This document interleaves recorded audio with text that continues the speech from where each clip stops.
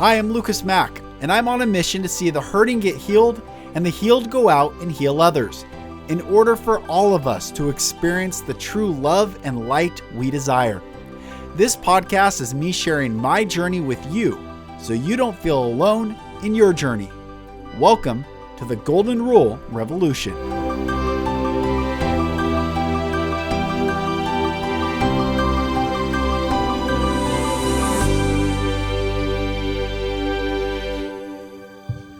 Hello, brothers and sisters, and welcome back to another episode of the Golden Rule Revolution. I am Mack. Thank you for joining. I recently hit episode 200. That was a big milestone, and I took a few days off podcasting just to kind of regroup. And I have a lot of beautiful episodes recorded, and I will start rolling those out again twice a week. So thank you so much. Today, I have part two. I invited Sara Krish back. She came on a few months ago. Her Instagram handle is the Fly Buddha. She is an incredibly beautiful soul with a powerful story. And in this episode, we hear her journey into plant medicine. And she shares an incredible story of healing and beauty.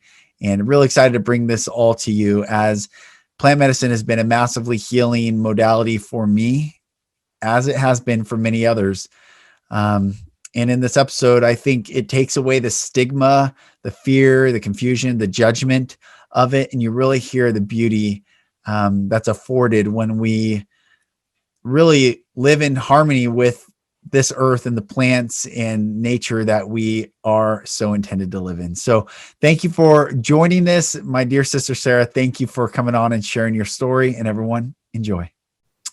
Well, sis, you're back, round two. I'm so excited to have you back on the podcast. I loved our first episode. How are you?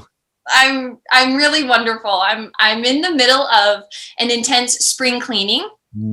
I have gotten rid of so many things in the last couple of weeks, and I'm sitting in my newly painted, what was a bedroom that I'm now going to turn into my living space. It's bright white. I have 9 windows. There's so much sunshine and beautiful landscape to see. So I'm putting my bedroom in the living room and my living room in my bedroom. That's awesome. Good. I love it. There are no more rules to play by. It's just be. It's just exactly. Yep, exactly. So okay. Things feel very exciting. That's awesome. Okay, so we last chatted and you were about to embark on a beautiful ceremony, and I cannot wait to hear. Sis, tell me about, and everyone listen real quick, just the preface. There's so many different modalities of healing, breath work, meditation, workshops, experiential. Plant medicine is one of those modalities, and everyone finds their own path and finds their own healing, but you stepped into that modality of plant medicine, and I can't wait to hear what your experience was like. I'm really excited to be sharing, because I haven't shared a lot. I know that you've been through, and we haven't gone through the details of it, but perhaps you understand that it's so unique, it's so out there, that I'm actually ready and willing to talk about it in my everyday conversations, but I think people kind of go cross-eyed when they listen to me, but it feels so real to me. So, it belongs anywhere. So 9 years ago, I came across this beautiful soul who was at the time a yoga instructor, and he was going on his first ayahuasca journey. And so that little seed of curiosity got planted in my mind, and him and another buddy went, and they came back to tell their stories. And I wasn't even ready to understand or lean toward that at that moment in my life. And so I've just been aware of its presence, but not at all interested. And then I had another friend a few years ago talk about mushrooms and show me the studies about depression and, understanding that it's coming into our lives, not as just a recreational drug, but as a healing modality. And then maybe a year ago, there's this natural progression of me getting closer and closer to doing it myself. A great girlfriend of mine did the Cambo, and she did a mushroom ceremony. And this is where I started really feeling into my time. My time has come. And then this guy that I had met 8 years ago popped back into my life just serendipitously and was talking about how he leads these journeys. And I called him immediately and said, I have no idea what to expect, but I just feel like a magnet. I'm being pulled to a very gentle, healing, warm hug-like experience. What should I do? And he led me. It was a combination of Taj Mahal mushrooms and ayahuasca blended into this heart-shaped chocolate. Yes, exactly. And, I went with only the intention of seeing God in everything. I really thought that I would be seeing the energies of, the tree outside swirling and twirling. And I thought with my eyes in this physical realm, I would be seeing things as God. Okay, well, I was blown off my rocker with what actually happened. So I guess I was a bit stubborn, and I did a dose, and these two beautiful souls next to me took a little bit more. And I watched them immediately go into their medicine. And night and day. One is so very calm and chill, and he just has his hands over his chest and a little baby notebook that, he pops up from time to time and writes something. And then the woman next to me is deep in it, and the sobbing and the laughing and the dancing and moving. And I'm observing, and I lie back and I close my eyes, and I just feel so at peace. I felt like I was fully in my body, fully with my soul, but nothing crazy was happening yet. And so a few hours later, that's what it felt like. I believe it was like 2 a.m. And we started at 7:30. I come up to the top of my mat and I sit in front of my guide, and I said, it all just kind of feels quite normal, like peaceful. And he said, okay, take some more. So these two friends next to me are packing up and going home at 3, 4 a.m, and I'm just entering the medicine. Wow. And then I had this beautiful guide all to myself. And there are about 3 monumental moments inside of this experience. One, behind my eyes, I saw all of the energy, just like I thought I would see with my eyeballs wide open, but I saw it behind my eyes. And it was this beautiful, like, kaleidoscope thing that I was just watching all the energy move behind my eyes. And then here come 2 majestic felines with beads all over their sweet faces, and they're white, and they have these crowns on, and they are shooting up into the universe. And the voice to me, inside of me, says, I know them. I've been with them. And so that seed got planted, and I opened my eyes, and I was expressing this to my guide. And as the words came out of my mouth, I know them, I started sobbing. It was like the deepest, sobs. And then I stated, this is grief. And grief just flew out of my body for, what seemed like an hour. And I would calm, and I'd speak some more, and then my voice would crack and something else would come brewing up. And so I was shown a few different moments of my life, cancer, one of them, me as a ballerina when I was little. And I just grieved these moments. And I was just so fascinated with the coherency that I held through this entire time, and the choice. The choice that I could open my eyes and I could be in conversation, just like this, or I could go inward and I could gather more and keep going deeper and deeper and deeper. Mm-hmm. So maybe 5 times I said, okay, I can pack up my bag now and get in my car and go home. And then I'd close my eyes again and something else would come to me and I'd stay. So, it was so magnificent. It was so gentle, so loving and beautiful. I'm going back. I'm doing it again. Good. Yes. Yes. That lineage that you and I have done the same lineage. So the boiled wrapped heart chocolate. Yep. And it is so beautiful. It's just the best. It's just so beautiful, and God is beautiful, and everything is beautiful. It's just like, yes. It's so my guide, Wolf is his name.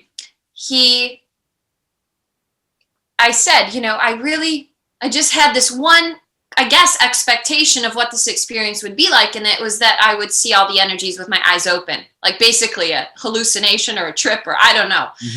And he said, oh, well, do you want to see some shape shifting? Do you want to see into other dimensions? And I sat right up at the edge of my mat and said, yes. Yeah. And he said, look into this eye and stare into the colored part of my eye and visualize an infinity symbol. And the second I went in, and we're about, 6 inches, 12 inches apart.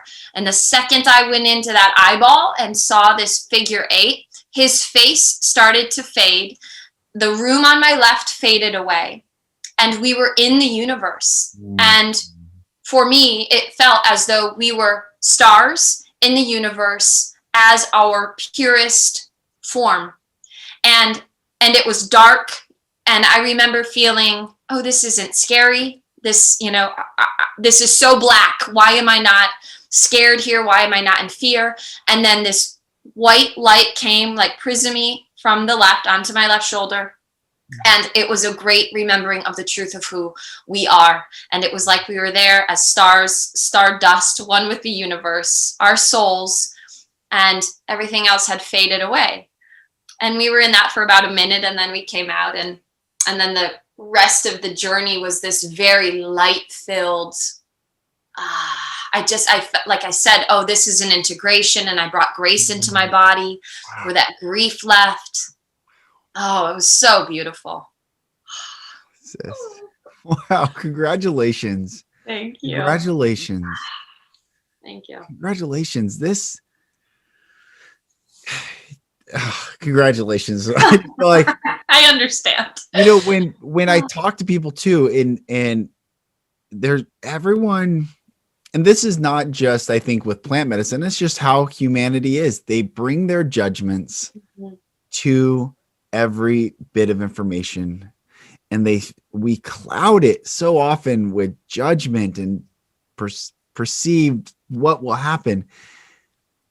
But getting over that and actually overcoming that judgment and just sitting and being, it is the most profound. I healed more my first night in ayahuasca than I did 2 years in therapy every single week.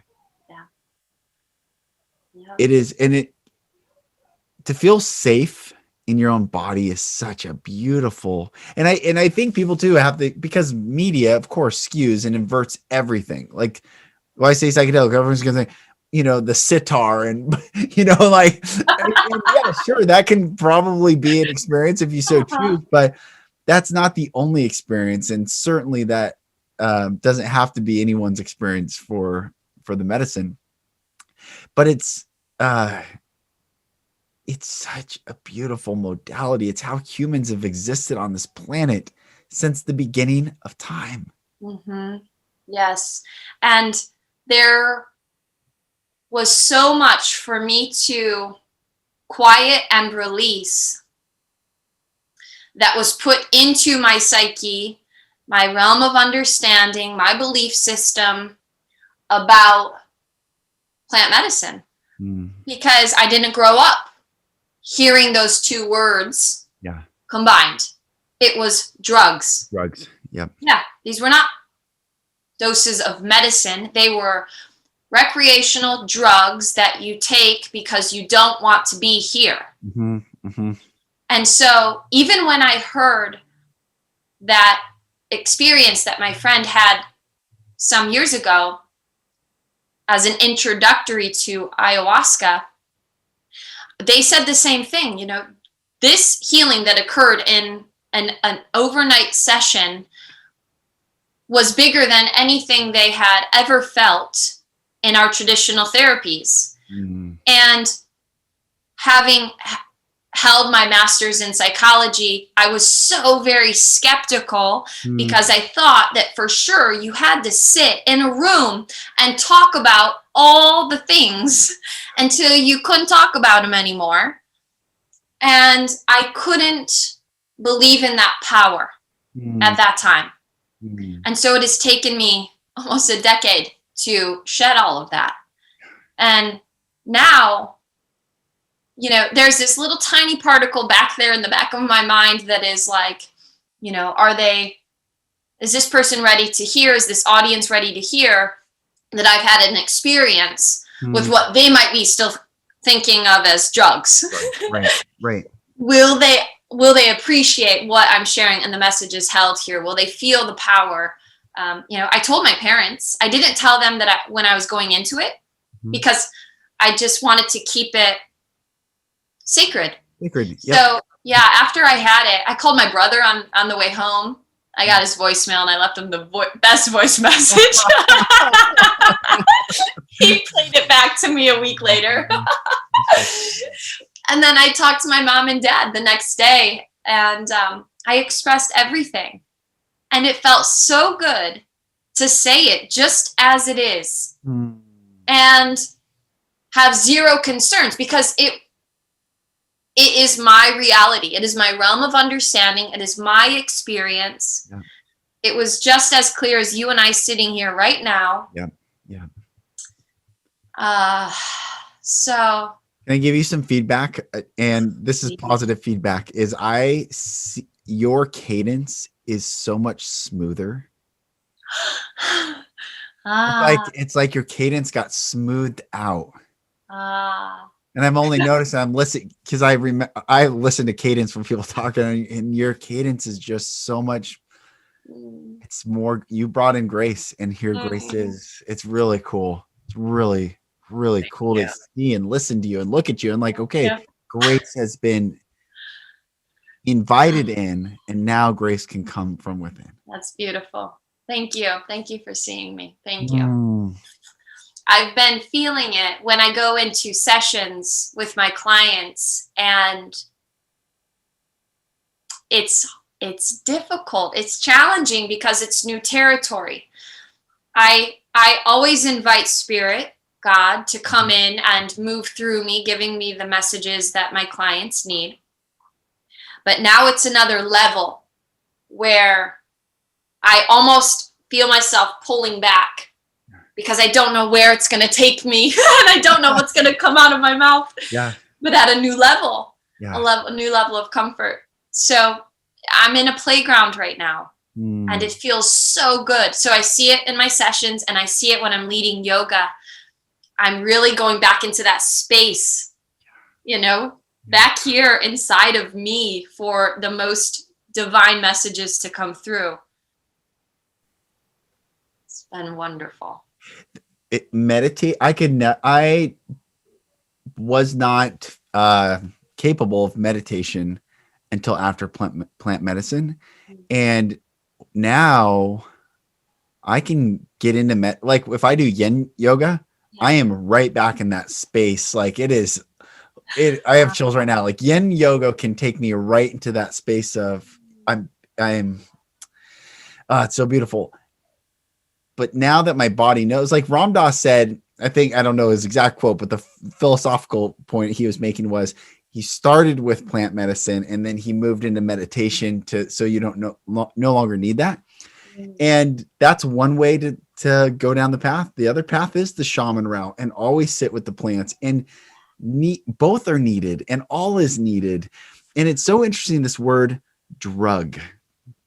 it is such a low vibrational word. It's a drug.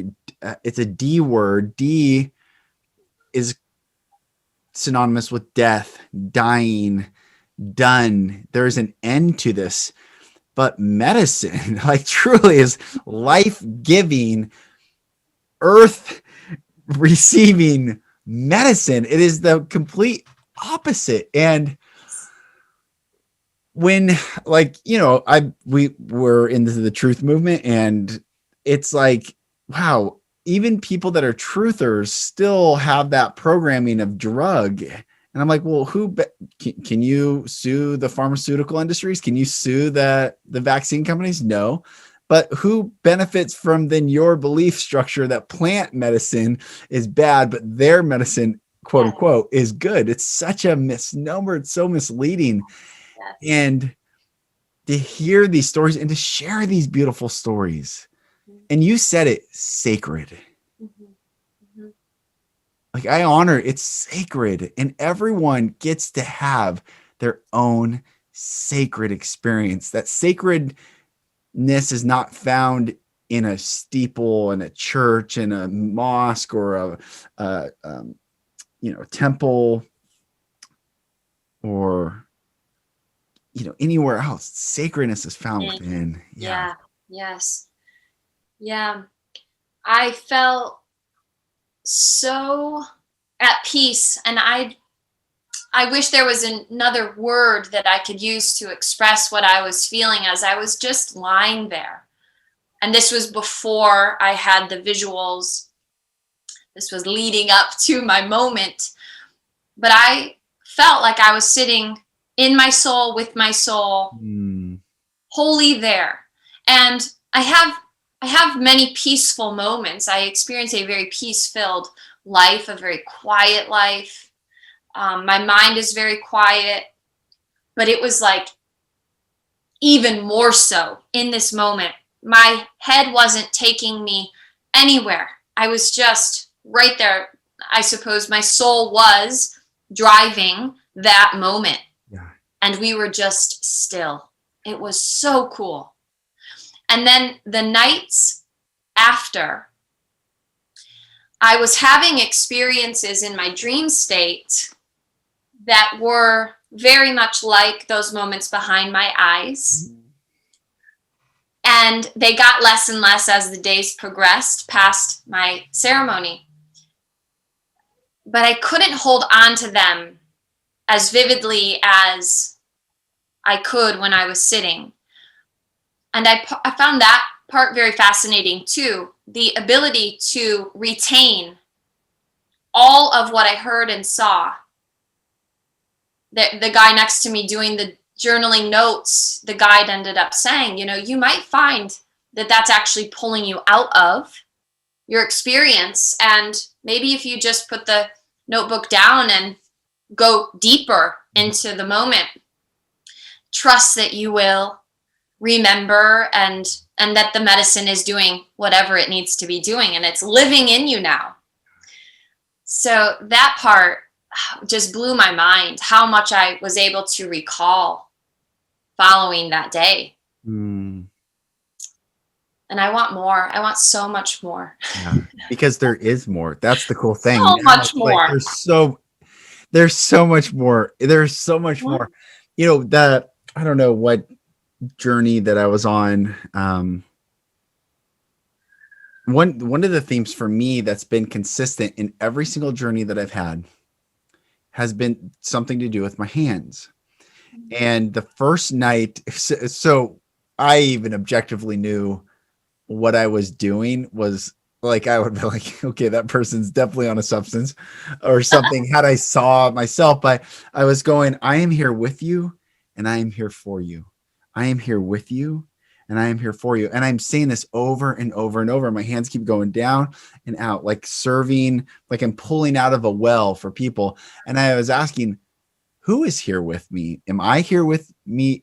Who's the I am here with you and I am here for you? Am I speaking to humanity, or am I speaking for myself, to myself? I mean, it was like very interesting.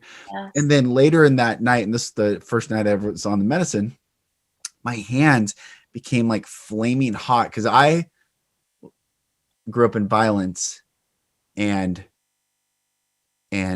horrible things that happened to me from hands.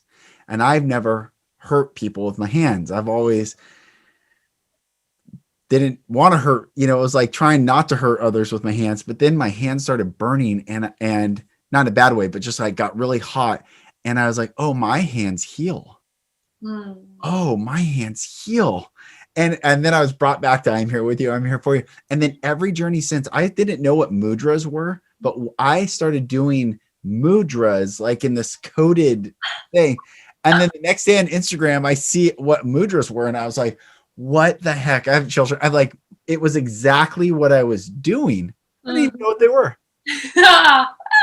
It's such cool stuff that access, and it's all healing. And when I do the mudras now, I feel the connected power of that. Oh my goodness.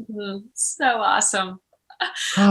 Speaking of hands, I was just doing a lot of, I would like look up, my eyes are closed and I'm talking about what I'm seeing, and my hands would be up here, and like almost like I was watching a screen up above, and I don't know, this hand was like getting the dust out of the way. I don't know.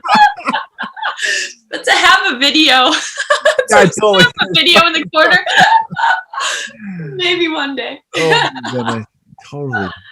Oh. What was so walk me through the beginning of the ceremony and the intention, because setting is so important in the going into. So walk me through like what the beginning of the night was like for you. Yes. When we arrived, the ambiance is so beautiful. Candles lit. Wolf had all of this medicine. He comes into town for 5-6 days and he does all the ceremonies. So he likes to pull out all the medicine and use that energy in our circle. And there were 5 of us total. And I picked my spot right in front of him. He said it's always neat to see where you sit. So I was front and center. And we started with an easy Om chanting meditation. We did Hapa. Oh, yeah. Okay, so I've never inhaled anything into my sweet nose. And so this was tobacco powder in his palm that he would put in a straw and then put it into your nostril, and you take a few breaths and then hold your breath, and then he puffs it up into your nose, and you could feel it go right, through the third eye into the crown chakra. And I felt immediately elevated. It was a very floaty, sharp experience. And then he did the other nose. So we started with that one. Option to do fire water in your eyes, which I said no thank you to this time. And these were all with intention to ground us, to clear us. He did everything with us as well. So he was in the medicine the entire time too. He would show us what to expect. He would do it first. And then he played the drum and he did some chanting. There was a lot of language, or I want to say scripture, but I don't know what the right word is, but he would say the same thing often, like calling in the guides and surrounding us and holding us, and it was so beautiful. He played a flute, so some instruments, and then we could lie back and we were just in stillness for a bit. And then there was an option to do the mushroom powder mixed with honey. And so I said yes to that. And then we broke our chocolates and did that. And then I lied back, and beautiful music was playing. And I was just really observing for those first couple of hours. And I suppose because it's my first time, that is a piece of what I needed, was to just hang back in peace and watch others, observe others, soak them up. And then I took the more and I went. Wow. Oh.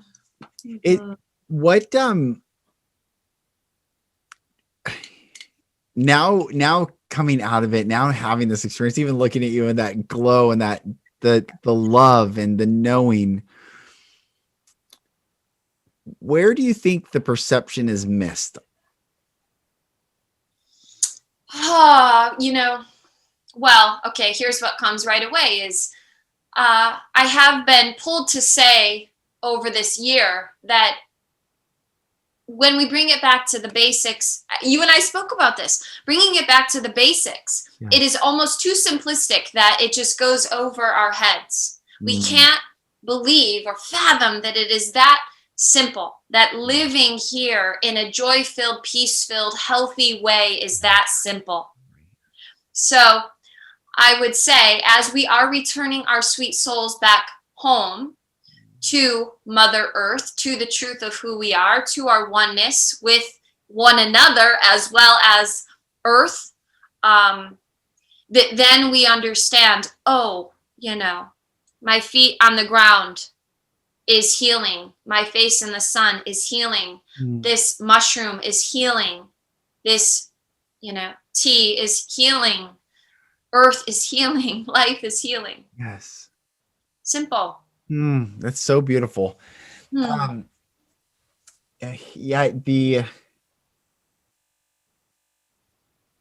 interesting. The mushrooms and the ayahuasca and the chocolate, it's such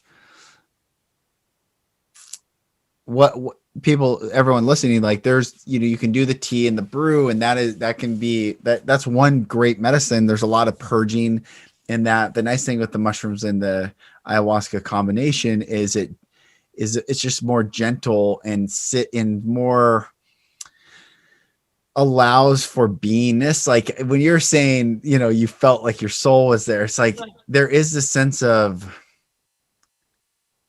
being. And when the ego goes away, and this is where people, I recommend there has to be we have to have good emotional intelligence going into plant medicine, because the ego goes completely away, and then you're left with your soul, and and if we have traumas that we haven't processed or faced early on, these will come to the surface, and in a non-traumatic way. However, sometimes people can relive something they're not quite ready or don't have the skills or tool sets to handle. And yet there's no better time and place to process this. Yeah, absolutely. I felt, again, fascinated. I was fascinated as I sat here with these 4 other humans also in the medicine. And I remember noting, no one has to be anything here. Yeah. It was the coolest thing, because if I needed to, cover my head and go inward and just be in my cocoon, and this person wanted to dance, and that person wanted to, get up and make food, like whatever you needed to do, we were in complete honoring of whatever our highest self wanted to do in that moment. Like you just start talking if you want to start talking. You lie back and tune inward if you want, or be in conversation if you want. Yeah. I really remember that being a very special aha while I was sitting there. We didn't need to be anything. And speaking to the ego, Yeah, we're just really all just let it go. Yeah. You reminded me talking about the other people. The first night they're laying by this swimming pool area, and I feel like someone is to the left of me, and I look over, and there's another woman laying by the pool, and we're under the stars, and it's pitch black out, and it's just beautiful, and I'm laying there, and then I hear, "Tell her she's safe." And I lean over and I go, "Excuse me." And she's like, "Yes." I go, "I'm so sorry to interrupt, but I want you to know you're safe." And she goes, "What?" I go, "You're safe." And she continued on. I don't know what happened the rest of the night until the next morning in integration. She starts crying that men have always hurt her and taken advantage of her, and the masculine energy has always wanted something. And me and another beautiful soul that was there, another guy, said something very similar to her. And I'm like, wow, he just listening to that message come through and say, oh, tell her she's safe. Like, I don't even know, but it didn't matter. There was none of that. It was just being, and it was beautiful. And she received it, and it healed something of her that we don't want anything from you. We're just going to hold space for you and tell you we love you and you're safe. And it makes me immediately think about all of the wisdom that we hold within that we stop ourselves from saying because the ego comes in and says, who are you to say that? You can't say that. They're going to think you're weird. You're going to look weird, yada, yada, yada. But we do hold so much medicine through our expression of our divine wisdom that we each uniquely hold, like those little pieces of a trillion-piece puzzle. And if we're not sharing those things that come, rushing up, bubbling up, but we stop because our ego says, oh, you can't say that. Then we miss out. I've been in this conversation a lot, actually, in this last week or two with clients about, put your medicine on the table, and then it's up to them to pick it up. Oh, you gotta put it on the table. Good. That's so, put your medicine on the table. Right? Yeah, the thing that you feel called to say, if you know it's coming from your heart space, then just say it. We have to stop this. What are they going to think? What are they going to say? I don't know. I don't want to hurt their feelings. Bah, Wow. It's medicine. Okay. Yes. I was going to ask, have you ever done float tank? No, but that's another thing that years ago was a seed planted. That's a beautiful experience too. That now that you've done that one and being able to explore that space, I've had the most incredible experience. One time I was in a float tank. So in 2019, I gave this keynote and I was the MC for this private, the global elite on this private cruise in China and Japan. And it was very wild. But before I'd ever entered the cruise ship, I was in a float tank and all of a sudden I flew into the stage of this giant cruise ship, like an arena or auditorium. And I flew right in and I heard these words were running through my mind. I am in my body, but my body is not me. I am in my body and my body is not me. Look at my eyes. Listen to my words. I am in my body and my body is not me. Oh. And so this is in a float tank and I literally flew like feet first and then landed on the stage and I could see it and I had never entered it. And then when I eventually did go into the cruise ship, I was like, what the heck? It was exactly what I saw. It was so weird. And then I gave a talk and they fired me the next day. They talk about the beauty of humanity and they sent me home. But that doesn't matter. That's all part of the fun of this journey. Attaboy. That's right. Like, all these experiences, there's so much more. This is where, and you were going to say something. I want to hear that, but I want to say low vibe words. I'm just, I want to say bummed, astounded, but that's not really it. I'm blown away that people don't want to experience more. Because yes. So much more. Yes. Yeah. There's so much packed tight into that, isn't there? Yeah. The shackles that keep people exactly where they are. Yeah. Yes. I've been questioned in my journey of spiritual expansion, which, maybe about 10 years ago really started to shift. Those closest to me would really be baffled by my constant yearning, desire, excitement, seeking more. Yeah. Because, it it has nothing to do with deservingness. It was just, I believe, a simple, like, generational story that was, you have a roof over your head, you have food on the table, you're good. Be grateful. Yeah. Yeah. Yeah. And then somewhere in there, the translation was lost and it got mangled into, if I have these things and I still want more, then you are ungrateful, which doesn't equate. Right. That's right. You know? Yeah. So I was a bit misunderstood and quite challenged by those closest to me as I was seeking new and more and higher and bigger and deeper. Yeah. Because it looked like I was chasing something. Mm-hmm. And how I know it now is that there's no stopping. There is no stopping. There's no finish line. I'm not heading to, a point on the map that, then I celebrate. Mm-hmm. This is an every moment practice of a bigger, better way, a higher way. And it never stops. Right. I don't see it ever stopping. That's right.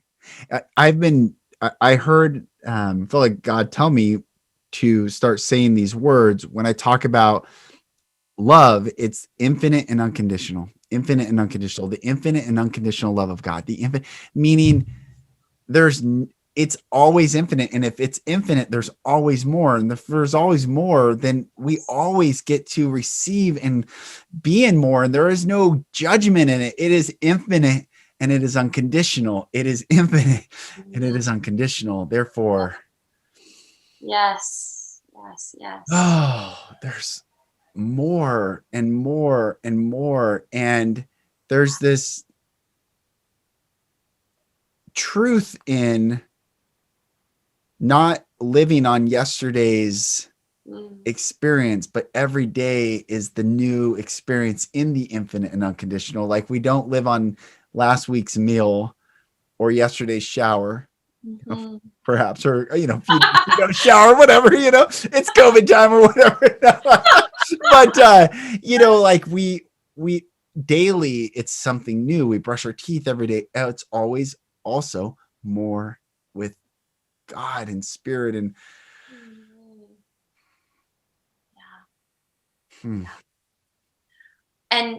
yet we have this saying, and it's floating around a lot right now, which can be very confusing. History repeats itself. Because it is leading and guiding and way showing right now, given what we are moving through. The statement is very powerful and true. But if we continue to go back and look back, then we are just creating a pattern of what was back there.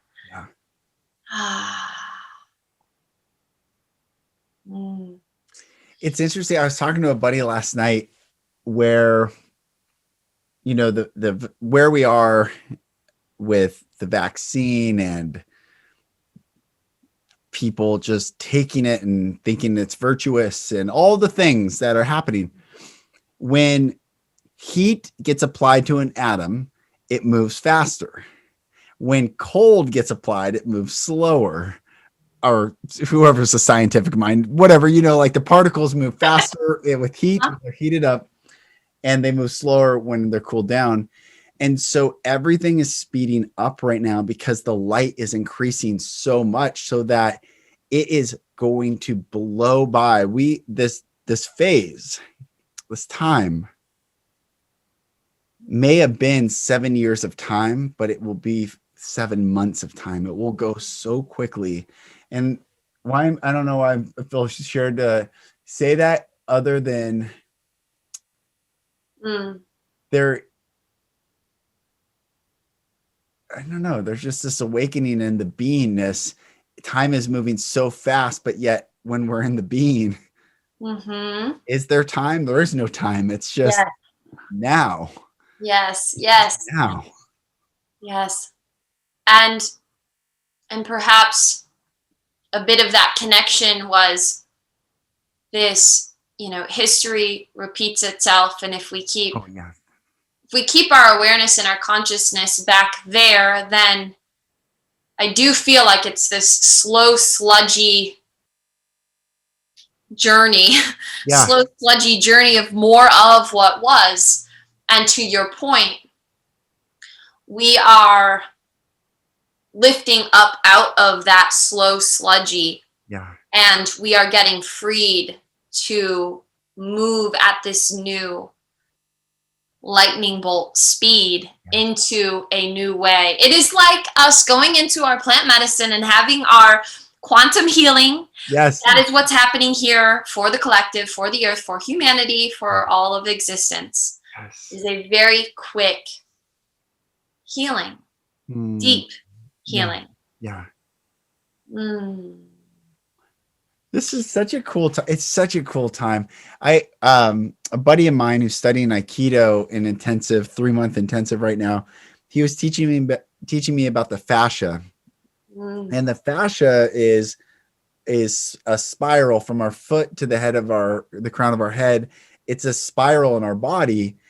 And when he said that, I felt like that's, in a way, when history repeats, we're coming back around, but we're actually at a higher perspective every time until it gets tighter and tighter. So it might feel like, oh, we've seen this before, but it's actually a different perspective, and we are ascending, and perhaps seeing it like, oh, I recognize you, but I'm not down there anymore. Yes. I now see you. I see yes. you, or whatever. Yeah. That's beautiful. I love that visual because, when we go back and, whether we're sitting in a session, in a ceremony, or with self, and we go back into something that was perhaps a trauma or a pain point in our life, and it's years past, or we have done spiritual work and we have healed a bit, we are vibing at a new level. And so that new level of consciousness allows us to go back and experience the trauma, look at it, be with it, breathe with it, feel it. Yes. But because we have a higher consciousness, we are at a higher level, we don't get pulled down into it, and we can look at it with our new tools, our new lens. That's right. And that is where we are right now, as a macro experience. Right. New tools, new awareness. It's so cool. Do you feel like now more than ever, we are really just peeling? I feel like we are just peeling, and I don't want to say this to feed any divide conversation, but I just feel like we are really peeling away in such a big, thick, heavy, good way. Yeah. We're peeling away from all of that was just this junky way of living that, so many, the majority, we didn't know. We just didn't know. And now I can hardly go through Instagram any longer. I have zero patience for anything that's happening in that matrix and in the 3D and the lower vibration. I just can't believe that I lived 38 years with that as my go-to to create my life, my existence, my next steps. Yeah. Your value, all the things. It's, you're talking about peeling. That's a really beautiful way to say it. Yesterday I said, it's the time of choosing. And I'm going to explore this idea with you and everyone listening, because I don't want people to get stuck on. So a couple of years ago, I when I left Christianity, I stopped. We used to be a preacher, ran a ministry, did all the stuff, hardcore. In fact, when my wife met me, who's Jewish, and she said, are you a fundamentalist? And I was like, I've never heard that question before. And I go, I've never even was asked or contemplated even that word. I was like, fundamentalist. I was like, yeah, I'm a fundamentalist, but I put the fun back in fundamentalism as a joke, and we're laughing. She's like, okay. But I was pretty hardcore. Okay. I was hardcore. But it was based in my pain and based in like trying to hold on to like what I gathered for myself, and I became a prolific stone thrower, and I could stone people from a mile away. And Mm-hmm. now in this time, I haven't hung out with too many Christian people that I used to be around, but I did go a couple years ago to this retreat with these Christian leaders. These men invited a whole bunch of younger men. I was the only one in the 30s who was married. The rest were late 20s, single guys, really cool guys. I had a great time, but I had this dream. So I'm just giving context to, I was wrestling with something, I guess, in my sleep, and I woke up at 4 a.m, like boom. And I wrote it down. A lake has an inlet and an outlet. A lake has an inlet and an outlet. And this was reverberating through me. A lake has an inlet and an outlet. So bringing it back to the time of choosing. The book of Revelation brings a lot of fear and confusion, and all sorts of narrative is wrapped in this timeline that happens to be pretty accurate to the day we are living in right now. But it says death and hell are cast into the lake of fire. And Jesus references the lake of fire and talks to people that he says, depart from me, I never knew you, in the everlasting fire prepared for the devil and his angels. So this concept of the lake of fire, fire and brimstone, fire, destruction, is used to scare people. And we know that scaring people and controlling them never leads to, virtuous freedom. But I was struggling. God is love. I know that. I did this podcast, Why I Left Christianity, to find the love of God. And you want to know the love of God, you have to find the God of love. It's that simple. And so I woke up, a lake has an inlet and an outlet. So if God is love and he is love, God, even saying he is a misnomer. God is not a man. It's just the masculine form. Yeah. But God is love. So if he brings people into a lake of fire, and it also says that God is fire. God is light. What is the light that we know of? It is a source of fire. Mm-hmm. So it is not to punish or condemn. It is not condemning. It is a purifying. So I think those that it's such an interesting time. I don't think that there's anything to fear. Even those that choose to explore this reality in that matrix and go to the furthest extent of that matrix, God still brings them back to source, to himself in his very bosom. And then a lake has an inlet and an outlet. They come in and eventually they go out. So this is all that was running through my head when I woke up at 4 a.m. I'm writing all this stuff down. So then I'm searching the Bible and I'm like, wait, what does it say? Who does it say that it's tormented forever? Are they forever tormented? And there's only one noun that says is tormented forever, and that is the devil. And devil is the opposite of lived, D-E-V-I-L, L-I-V-E-D. So the entity or the concept or the antithesis of life is tormented. Well, what would torment someone who is the antithesis of life when there's no one left to torment? Mm-hmm. So I think everyone's released when this concept of like where we go, when we go all, we eventually, whether it's the books of the Law of One, the books of Ra, like we eventually all come back to this place. And so the peeling off, you're saying, I'm gonna listen, sorry, I'm going on a long tangent, but the peeling off is only our souls choosing to explore even still. Yeah. But God is love to those who chose to peel off into the matrix. Yes. And God is love to those who want the new earth now, but eventually all come back. Yes. To the source. Beautifully said. I have been in a very quiet couple of months, for probably 6 months in 2020, I was that truth sharer, truth seeker, truth feeler. I wanted it all to be known, and I really felt called that it was my job to do so. So in these last couple of months, I have felt very quiet, the exact opposite.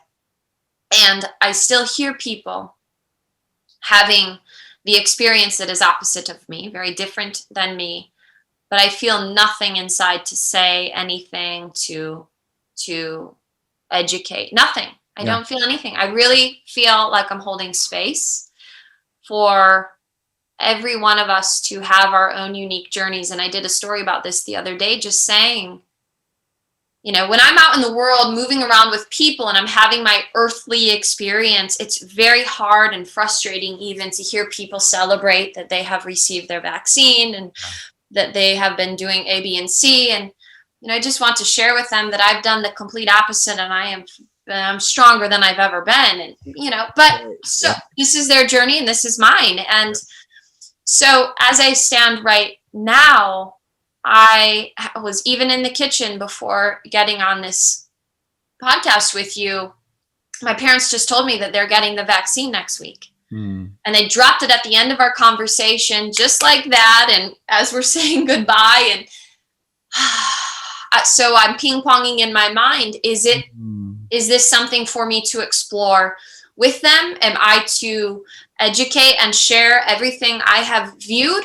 Or is this their soul contract and this is what they're here to do? And it would only cause a tiff between us, or a divide, or, as Grandma Alice would say, ski-hawed feelings. Grandma Alice, that's so good. Sweet Grandma Alice. Oh, that's so good. And I just, I don't know. I don't have like a fight in me.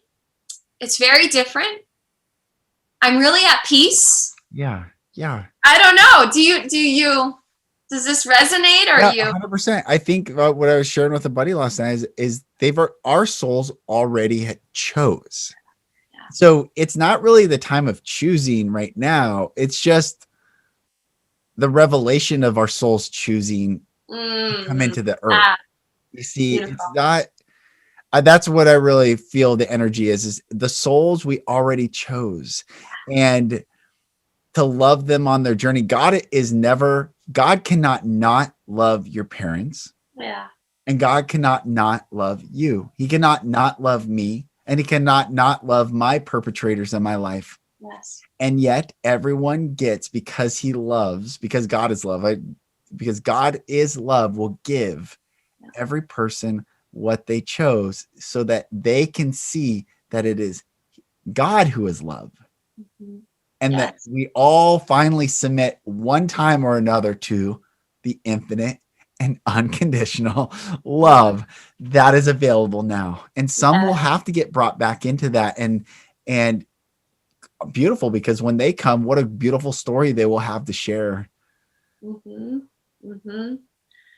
Yeah. That's how I feel. It's like not to hold. Yeah. It's to hold space. And lately, like I did a podcast with David Nino Rodriguez yesterday and some other guys that are very fiery and the patriot side, which I love. And I am such. And yet I felt like my job was to encourage the patriots that what you hold dear will never be taken from you. Yes. There is nothing to fear. If they're the gun owner, the guns will never be taken ever. But the fear that comes from, no. Yeah. And those that choose this, we all are in this. This is the time of choosing. I almost posted on Instagram today. We're in the time of choosing.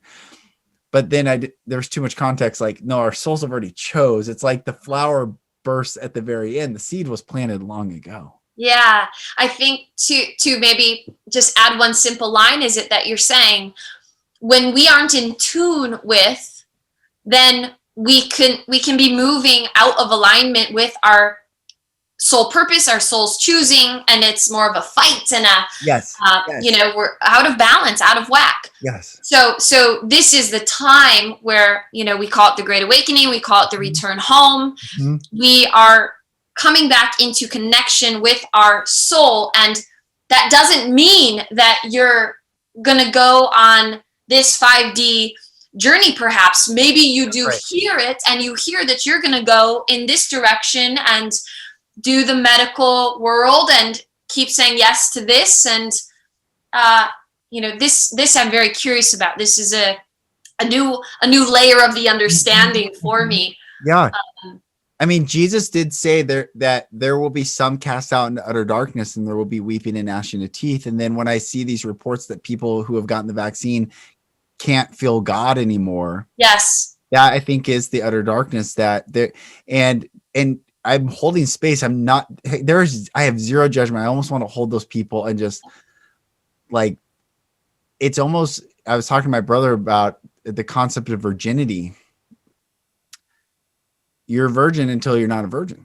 This is no judgment. There's no judgment to that. The world put judgment on to control, but there is no judgment. It's just something that changes, and it's okay. It changed for what it was. We're not trying to, does this make sense? Like I don't want people to feel bad. Like go fully into your choice and live it, and we will love each other through it. And yet every choice has its own consequence. And just like the food we put into our body, you put healthy and nutritious food, you become what you eat in health and nutrition. You put poison in your body. You experience disease. And And what I feel the passion about is if a sweet human is making a decision not in contact with their soul, but rather bombarded with fear, that is one thing. Yes. And those are the people that I want to grab and hold and hug and bust through that shield of fear with warm, healing love, so that they can tune into what they need for their unique individual journey here in this world. And that's the part that I might get the most riled up about right now, is that people are out of their bodies. They're out of their power seat. They're out of control. Yes. And I just want everyone to be making their highest choice, whatever that might be. It's the choosing haphazardly or mindlessly or in a place of fear that I feel, those are the ones I want to be speaking to. Those are the ones I want to call home back into their body. It is not about make the choice I'm making. That's right. It's just like you're saying, make the choice from your heart space. Yes. Hear it within, not out there. Don't listen to them. Listen in here. And then we're all doing our thing here exactly as we need to be doing it. That's right. I think, and I also think it's a beautiful thing to explore calling people, like waking people up, because even if they do or don't, it's still the dance that you got to dance with them. And they're allowing space for you to try to pull them out of the current. And maybe you do, maybe you don't, maybe they return, maybe they don't, but it's still a dance to until the music stops. We are in this beautiful dance. Yeah. And the fear, and I was confused about this whole, who's going to force, like if I have my way, everyone lives, take the vaccine, wear your mask, do what you want. Yeah. But if they had their way, I can't live. You're taking my life in a sense of my freedom. So it's interesting where I was dealing with this, like, well, what's going to happen, until I realized, wait, no one ever, that's what I was saying. Like no one was ever going to take things away. We're not in 1930. We're not in, these are different souls that are in the bodies now, and it is a different time. And so like maybe coming back to history repeating itself, it's not in that same perspective. It's the higher perspective. And the narrative of taking guns. No, you're actually not. Yes. And then logically walk that through. I was talking to David Rodriguez on the podcast. The first cop that gets shot in the face. Yeah. The second cop thinks twice. The third cop's like, I don't know. Then the military, like, no, practically, it's not going to happen. We have nothing to fear.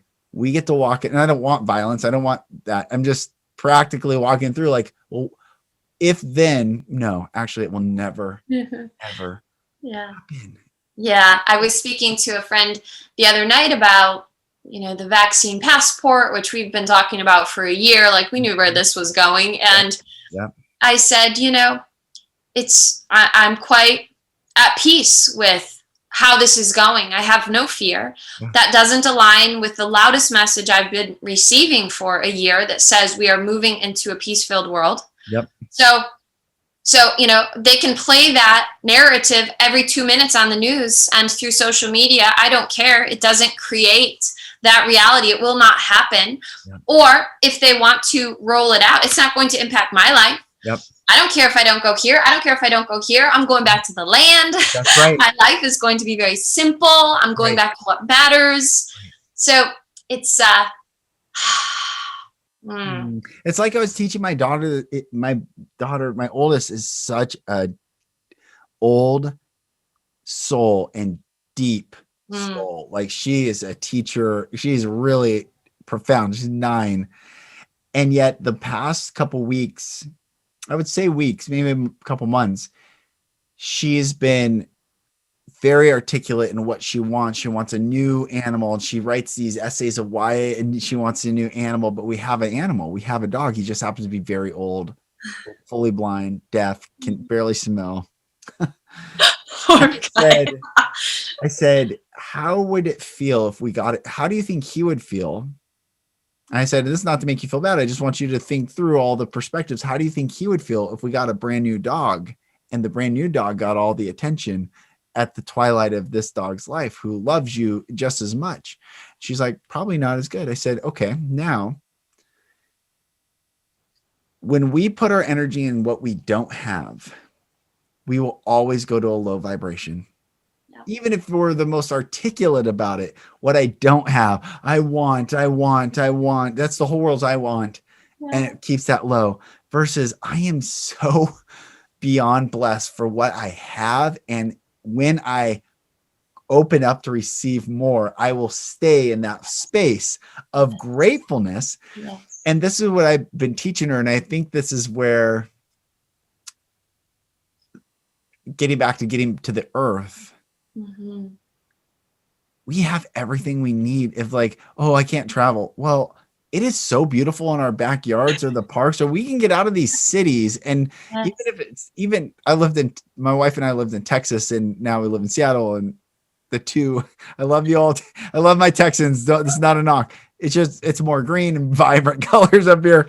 Yeah. But I remember being in Texas in the hill country. I'm like, this is so beautiful. And my point is, like, wherever we are, the beauty is there. The beauty is in the blade of grass. The beauty is in the cherry blossom. The beauty is here and now, not there and then. Yes. If only I could go on vacation then. If only I could go there then.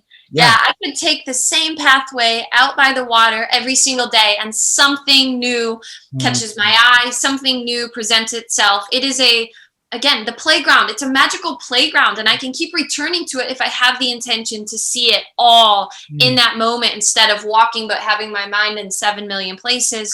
You know, there's so much beauty to take in, like you're saying, right here in this little like block that I live on. Yes. And I want to grow my own tomatoes and cucumbers and strawberries and anything anyway. So I'll be fine. Yes, you'll be fine. You're so awesome. Sis, I love you, and I'm so thankful that you came back on. Thank you for sharing your journey, because that's sacred, like you said. So thank you. And it you just unlocked so many souls to say, okay, it's okay. Yeah. Thank you. I love you too. Thank you for this continued experience, and to many more. Yes, that's right. To many more. Sister, thank you again for sharing your story, and congratulations on your beautiful journey. And everyone, I bless you. I love you. Everything is going to be okay. This is the time of choosing. This is the time where every soul in its own contract is living its soul purpose out. Detach from what others do, say, think, or how they behave around you. Focus on your own inner journey, your own healing. Love one another. Receive that love. And from receiving that love, pour forth that love into every single soul we encounter. That's what it means to live in sovereignty, in beauty, and in love. I'm Lucas Mack. This is the Golden Rule Revolution. Thank you for watching, and I'll talk to you on the next episode. Thank you, brothers and sisters, for listening. For support in your journey, go to my website, lucasmack.com.